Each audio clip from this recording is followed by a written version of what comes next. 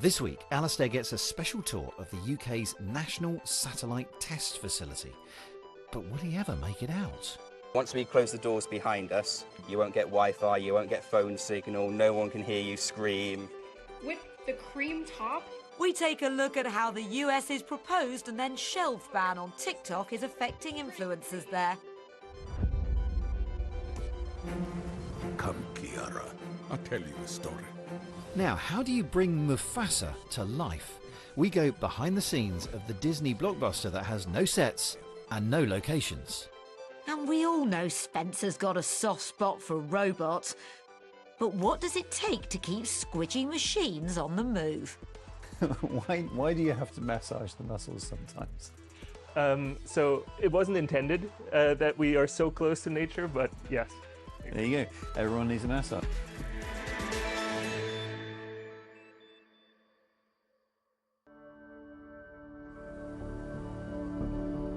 Orbiting above us are thousands of satellites. Their journey to space starts in rockets of all shapes and sizes.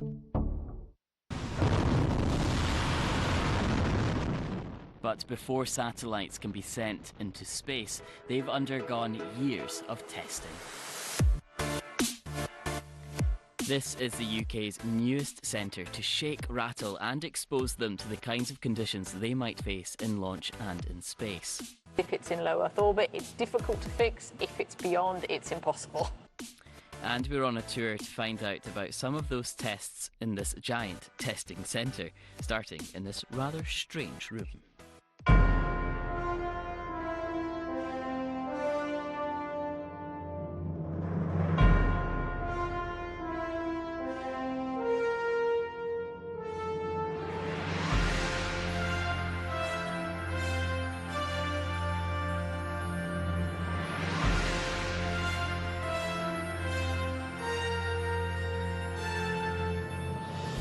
This is our electromagnetics facility in the NSTF. It's It's massive, it's massive. Yeah. So it's about, behind the shielding and all the absorber, it's about 18 metres by 18 metres on the floor space, and I think it's about 15 metres high. It's a similar order of magnitude up there. And what does that allow you to do? So this allows us to test satellites, naturally, in the National Satellite Test Facility. So we'll do electromagnetic testing, so we'll do antenna testing, auto-compatibility testing, and electromagnetics testing. In effect, this is a room that you can completely block out Yes. any signals or anything from outside. Any signals. So yeah, once we close the doors behind us, this room will be fully shielded. You won't get Wi-Fi, you won't get phone signal, no one can hear you scream, all of those things. The equipment in this room allows Dom and his team to test that communications with the satellite will work. This is like what we've got on the walls and the floor, if you give that a feel. And it's just foam. Give it a squeeze, give it a squeeze. It's quite sturdy though. Yeah, so that's a bigger version of this, which is polymer foam impregnated in carbon and painted. How many of these are on the walls? I think at least 40,000. It looks like it. Or of that order, yeah. There's a good reason everything in this facility is super-sized. Satellites can be as big as a minibus, and the team need to be able to hoist and roll them around to different areas for testing. Like this room, where they're exposing it to launch conditions. In this part of the research centre, they can point 48 of these speakers at the satellite to see what impact sound will have on it. So this is what we call direct field acoustic noise testing.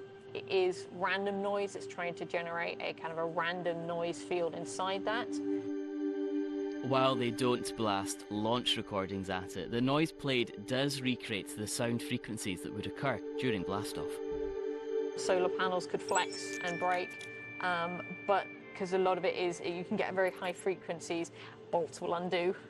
And literally yes, unwind. Absolutely, yeah, because some of the tests go up to 10,000 hertz, so effectively 10,000 sort of movements in a second. This room was designed to be soundproof. We have a very big blue door.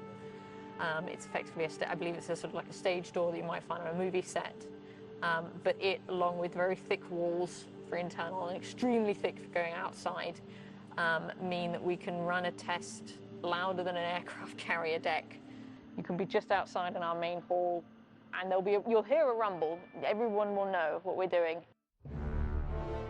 One of the biggest features of this new testing facility is the vacuum chamber. It's so big the building had to be constructed around it. This one is still being commissioned, but in a building next door they have a slightly smaller one in use, and that means getting dressed up even more. Why are we so suited and booted for this task? Yeah, it is essentially to stop the fallout of the dirtiest things we have, which is humans. We drop a lot of skin and we sweat, and all of that collects in the room, and it will slowly evaporate and stay in the air, and we're trying to keep it incredibly clean. This item isn't one that's going on a planetary lander, but we do have things coming in here that go to planets that require planetary protection levels of cleanliness, so we can't contaminate them with human items.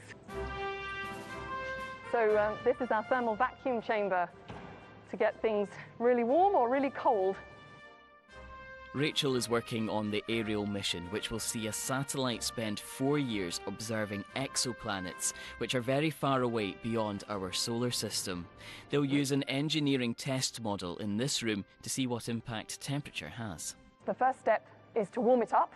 That's to bake off any things that are left in the paint or the glue, get all the outgassing done, and then we're going to go very, very cold to simulate space in a vacuum.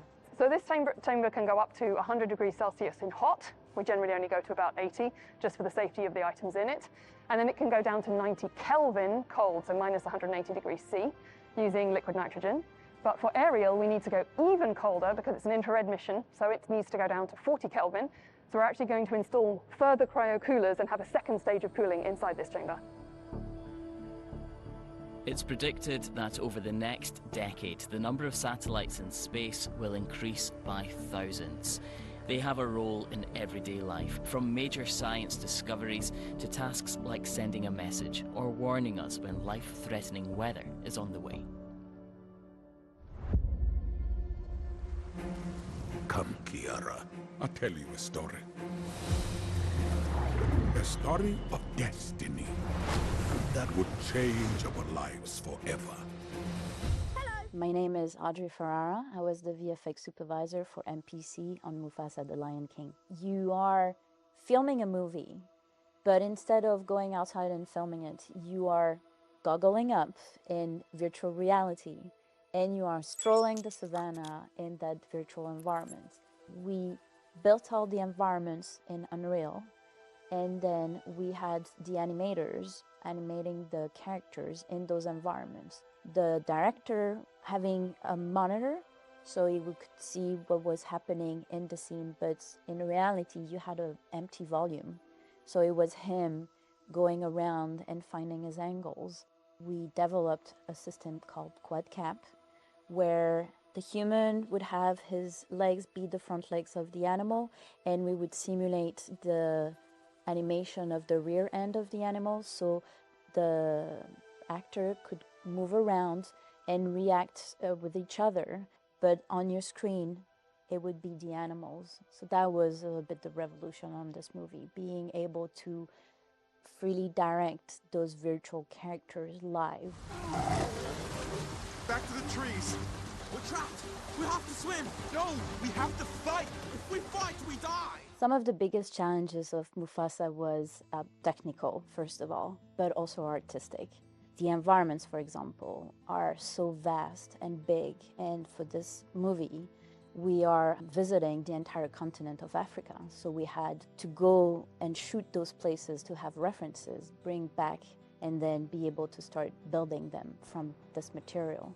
We had 77 sets, different sets, like savanna, canyon, mountains, rivers. We had hundreds of greens, we call them, which is plants, trees, rocks that we would set dress everywhere in order to add a layer of complexity on those sets. That was the technical challenges, but there was also the creative challenges with Barry Jenkins and his DOP, James Laxton.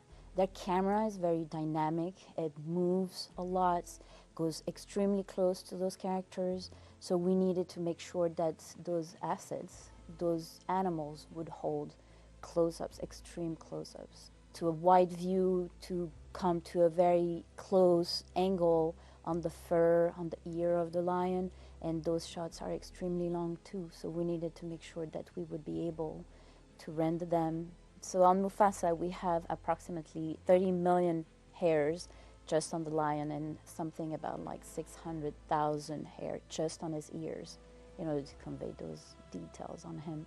The numbers are just incredible. It took MPC a team of 1,700 people to make 1,500 shots. Some of the most complex shots in the movie would take about 2 weeks to render before we could see some images coming out of the farm. You stole my destiny. Mufasa, it is your time.